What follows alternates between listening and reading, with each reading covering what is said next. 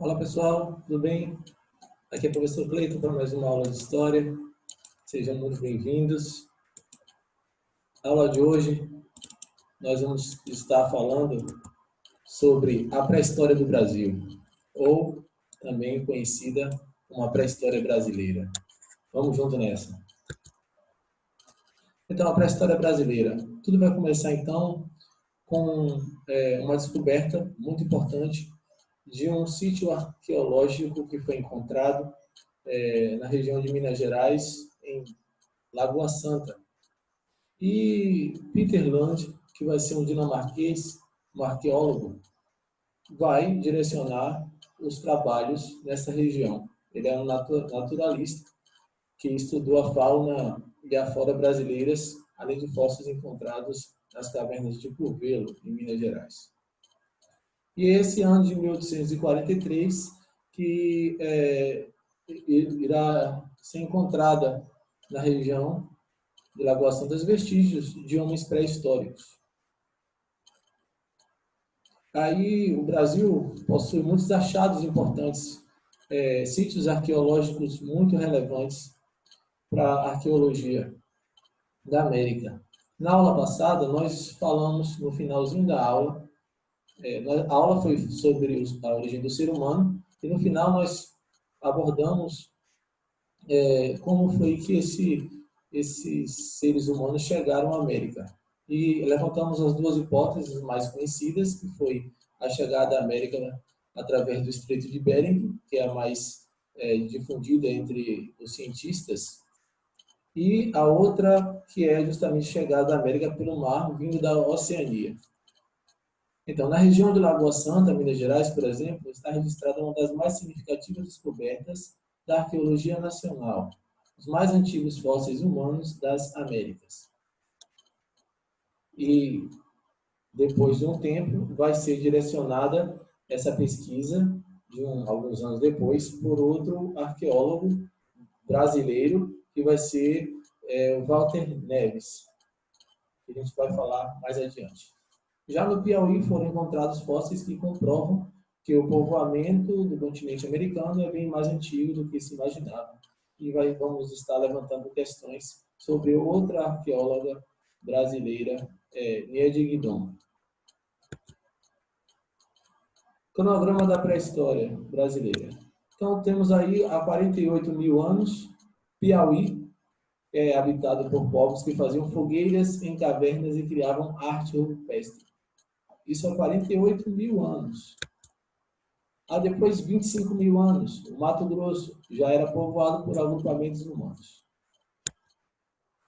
11,5 mil anos, o fóssil de Luzia. O fóssil de Luzia indica a presença de agrupamentos humanos em Minas Gerais. O grupo de Luzia representava traços negroides diferentes dos grupos indígenas modernos. Que vai ser o quê? A descoberta no ano de 1999. Vai ser descoberto um fóssil que vai ser chamado de Luzia. Mas por que foi chamado de Luzia? A maioria dos estudiosos vão, como eu estava falando, concordar que a Terra, a América, né, foi habitada através do Estreito de Bering, principalmente essa teoria. Mas vai acontecer uma descoberta bastante relevante nos Estados Unidos. Cientistas norte-americanos como Donald Johnson e Tom Gray, em 1974, irão descobrir um fóssil bastante antigo que tinha vivido há 3,2 milhões de anos, e era o fóssil de uma mulher. Eles encontraram, então, para comemorar essa descoberta, eles acabaram fazendo uma festa no acampamento deles, e como estava em sucesso uma música dos Beatles, Lucy in the Sky in Diamond, eles acabaram batizando esse fóssil de Lucy. O fóssil de Luzia, encontrado aqui já na região de Lagoa Santa, no Brasil, por Walter Neves, em 1999, já vai ser batizado para homenagear Lucy, e vai colocar o nome de Luzia. Há 11,5 mil anos, né? E depois a construção do facial, que vai ser direcionada por cientistas ingleses, vão descobrir semelhanças assim com nativos da África e da Austrália. 9,7 mil anos, o fóssil de Zazá, na Serra da Capivara, indica as características físicas dos primeiros agrupamentos humanos na pré-história nordestina. Veremos também. 7 mil anos. Cerâmicas já produzidas na Amazônia, sendo consideradas as mais antigas do continente americano. 6 mil anos, auge da construção dos sambaquis, na costa brasileira. E 2 mil anos, paleoíndios agricultores de origem tupi deixam a Amazônia para conquistar o Brasil. E é uma teoria de que eles chegaram a expulsar, não bem expulsar, mas substituir o sambaquis nas regiões litorâneas. Povoamento das Américas. Então, sabemos que, quando a gente estava estudando na última aula o povoamento das Américas, a gente fala dos estreitos, né? O Estreito de Bering. Então, aqui que é o Estreito de Bering, né? Essa região aqui, ó, da Sibéria, né? Que é onde é a Rússia, passando aqui o Estreito de Bering para o Alasca, nos Estados Unidos aqui, ó. Eles passaram para cá. E só passaram, esse seta de vermelho, chegar aqui na América do Sul, os Homo sapiens. Nenhuma outra espécie conseguiu chegar aí, só o Homo sapiens. Então, os seres humanos se desenvolveram na África, como a gente viu na última aula, ligaram para a Ásia e a Europa, e depois para o continente americano. Outras interpretações sobre a origem do homem na América e no Brasil. Aí é que a gente estava falando, né, da Nia de Guidon. Segundo as pesquisas da arqueóloga franco-brasileira, Nia de Guidon, o povoamento das Américas data de pelo menos 48 ou 50 mil anos, como estávamos falando. Achados arqueológicos no Piauí foram determinantes para as conclusões da pesquisadora. Determinaram que a chegada dos humanos na América provavelmente ocorreu através das ilhas do Pacífico entre 80 mil e 70 mil anos atrás, durante o auge da era glacial. E aí o que acontece? Pedaços de carvão e também de pedra lascada, com cerca de 50 mil anos, foram encontrados por Nia de Guidon. Depois ela foi refutada, questionada por alguns outros cientistas que não aceitavam essas provas. Achavam que essa descoberta poderia ser ocasionada por diversos outros fatores e que eles achavam que não era seguro arriscar, né? E aí falavam que era através de incêndios florestais e essas lascas de pedras poderiam ser resultado do esfacelamento das rochas e tudo mais. Aqui o mapa, como está falando, né? É vermelho, está vendo? O vermelho aqui é os Homo sapiens. Olha a região que eles acabaram povoando, né? Aqui de verde, que é, aliás, aqui de a cozinha aqui, né? O creme, né? Mostarda, melhor dizendo, mostarda o Neandertal, né? O de Neander, na Alemanha, Neandertais. E aqui é justamente os Homo erectus. Aqui a ilha de Páscoa, que eu falei na última aula, né? Que acabou também seguindo a teoria da Oceania, ocupando também aqui a América. As características físicas dos restos mortais dos povos encontrados no Brasil são diferentes das populações asiáticas. Essas populações aproximavam-se dos povos da Oceania e da África, como a gente viu lá no fóssil de Luzia. Provavelmente vieram da Oceania e de ilhas do Oceano Pacífico.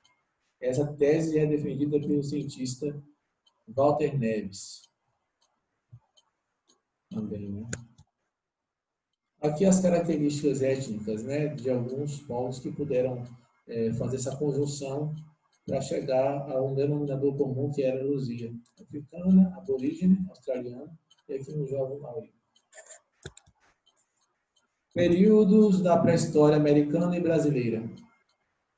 Aqui o primeiro período lítico, que pode ser usado no sentido semelhante ao paleolítico. o período arcaico, mesolítico e o período formativo, neolítico. Mas esses nomes paleolítico, mesolítico e neolítico, dado da historiografia, da história geral, eles têm essa adaptação, tá vendo aqui na história brasileira e americana, ó, o período lítico corresponde, então, ao paleolítico, o arcaico ao mesolítico e o período formativo ao neolítico. A pré-história brasileira, baseada em aspectos culturais, está dividida em dois períodos. Essa periodização, adotada aqui, apresenta dois grandes períodos culturais. Cultura do Pleistoceno e do Holoceno. Quaternário. Culturas do Pleistoceno. Anteriores a 2.000 anos. Culturas do Holoceno. Posteriores a 12.000 anos. Antes do Pleistoceno. Culturas do Holoceno. 12.000 anos antes do Pleistoceno. Pré-cerâmicas. Entre 12.000 a 5.000 anos. Dos ceramistas, entre 5.000 ao presente. Culturas do Pleistoceno. Nome dado ao período geológico em que ocorreram as glaciações e que se estende a 1,8 milhão de anos até 2.000 anos atrás. Esse aqui, gente, é essa época em que, na era da glacial, estes seres humanos caçavam mastodonte, preguiças gigantes, né, tigre, dente de sabre, e todas aqueles animais que tinham abundância nessa região aqui. São encontrados vestígios dessas culturas em Minas Gerais, Goiás, Piauí, Pernambuco e Rio Grande do Norte. Aqui destacam-se as duas que nós estamos falando na aula de hoje, que é em Minas Gerais, Lagoa Santa, né, e depois no Piauí, com Nié de Guidon, que acabou depois sendo administradora e principal criadora do parque, que é a criação do Parque Nacional da Serra da Capivara. Os grupos pleistocênicos eram nômades, viviam em cavernas e abrigos sobre rochas no topo de colinas ou próximo a rios e produziam ferramentas de pedra. Também eram caçadores e coletores. Aqui, no Pleistoceno ainda, o clima era mais frio e seco. A natureza oferecia fauna abundante, fornecendo caça de pequenos e médio porte, que podia ser acompanhada com porretes e armadilhas. A megafauna, composta por grandes animais como gliptodonte, tatu gigante e a preguiça gigante, eram abundantes. Aqui um link importante, né? www.avph.com.br. É um atlas virtual da pré-história. Depois, quem tiver interesse, dá uma olhadinha lá. Vai conhecer muito mais da fauna pré-histórica. Acessando esse link aí abaixo. Então, voltando um pouco de falar de Luzia, né? A primeira seria a primeira brasileira, que, como eu estava falando, a reconstituição vai revelar semelhanças com os povos da África e da Austrália. Foram encontrados lá em Lagoa Santa, em Minas Gerais, na década de 70, os ossos e o crânio de uma mulher batizada pelos arqueólogos de Luzia. O crânio é a comprovação da existência de grupos humanos há 11.500 anos. Suas características físicas a relacionam com grupos astraloides, como nós falamos aí. Cultura do Holoceno, de 2.000 anos atrás até o presente. Começou aproximadamente 2.000 anos com o processo de aquecimento global e ao término do período da era glacial. Houve mudanças na flora e fauna mundiais, com extinções de massas e o surgimento de novos modelos de habitats. De modo geral, podemos dividir o Holoceno a partir do desenvolvimento da cerâmica pré-ceramista entre 12.000 e 5.000 anos atrás, e a ceramista a partir de 5.000 anos atrás. Continuando, estão as culturas pré-ceramistas. Com o fim do auge da era glacial, vários grupos de caçadores e coletores se desenvolveram nas regiões centro-oeste e nordeste do Brasil. Então, esses grupos começaram a se espalhar, né? Vários grupos de caçadores começaram a ocupar determinadas regiões. As culturas pré-ceramistas, apesar de pouco conhecidas, deixaram alguns vestígios em sítios a céu aberto, e em abrigos sobre rochas.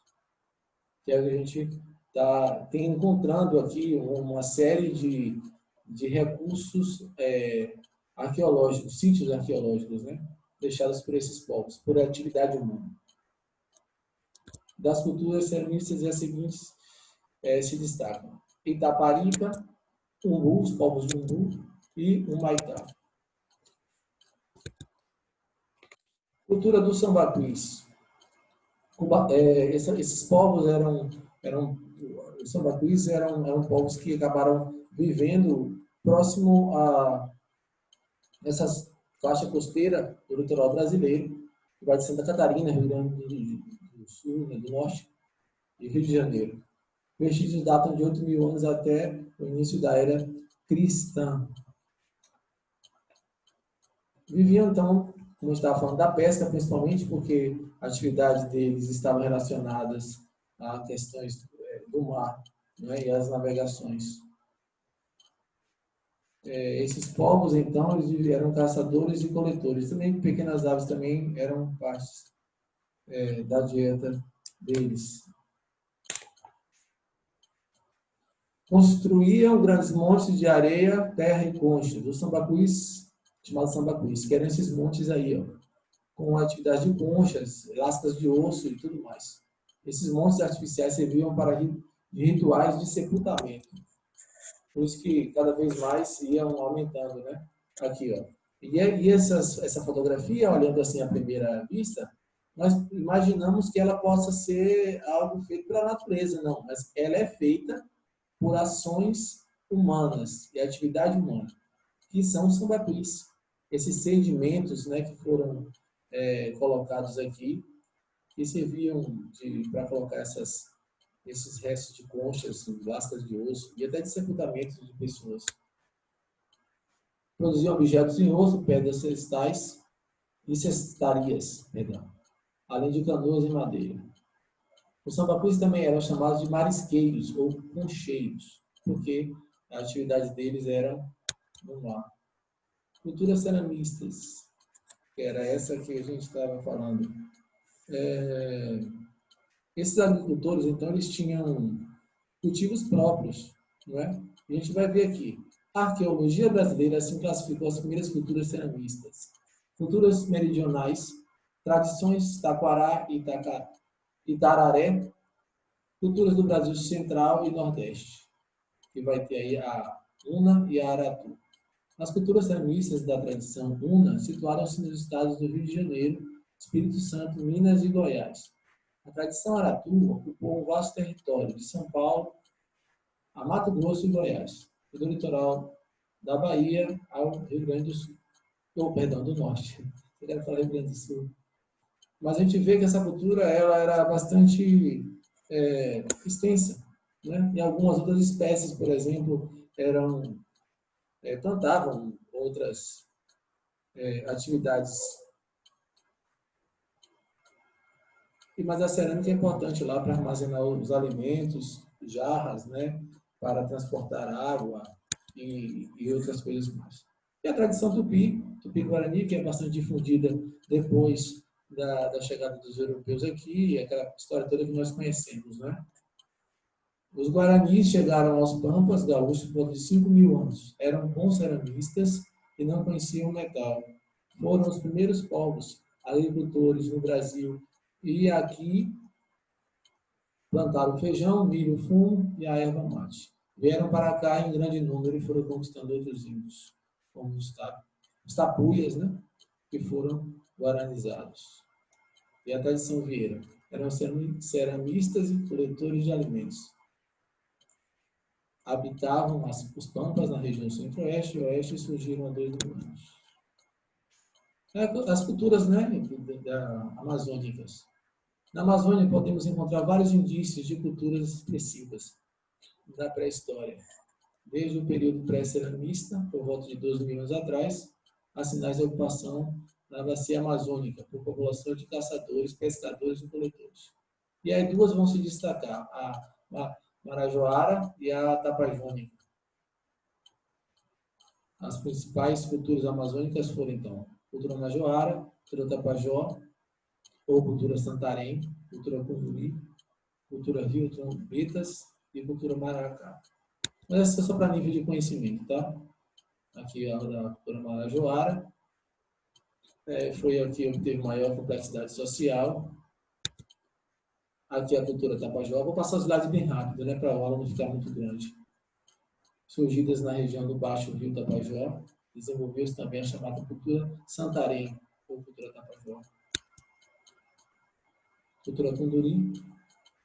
A cultura foi contemporânea da cultura Santarém, desenvolvida na região das Trombetas e Inhamundá. Cultura Rio Trombetas e a cultura Maracá. Mas não se preocupe que isso não vai ser cobrado em avaliações, é somente para a gente poder ter um conhecimento, né? Porque o assunto é vasto e os livros didáticos acabam estudando bastante. Para a história do Nordeste. Em todos os aspectos da região são encontrados sítios arqueológicos. Bahia, Sergipe, Alagoas, Pernambuco, Rio Grande do Norte, Ceará, Piauí e Paraíba. Aqui é uma imagem de pinturas rupestres do Parque Nacional do Catimbau, em Pernambuco. No Piauí, como está falando, né, estão sítios que comprovam a antiguidade do povoamento do Brasil e das Américas. Esses sítios sempre apresentam de esteiras, artefatos, pedras, lascas de carvão, cerâmicas e tudo mais, pinturas rupestres, principalmente. E aí chegamos aqui na Serra da Capivara, né? Serra da Capivara, que é a mina dos olhos de Inhé de Guidon. Possui um dos mais importantes conjuntos de sítios arqueológicos brasileiros e por que não dizer mundiais. Lá foram encontradas inúmeras pinturas rupestres, restos de fogueiras, ossos e outros artefatos.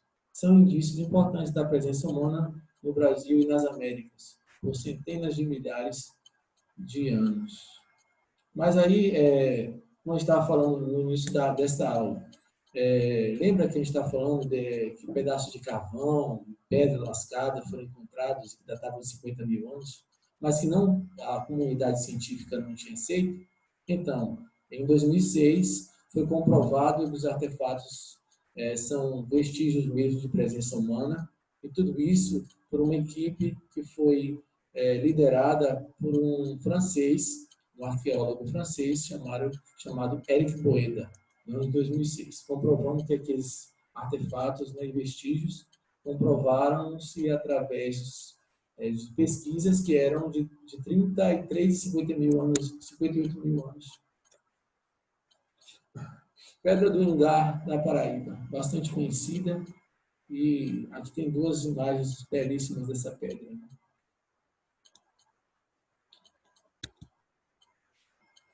Zazá, primeira nordestina.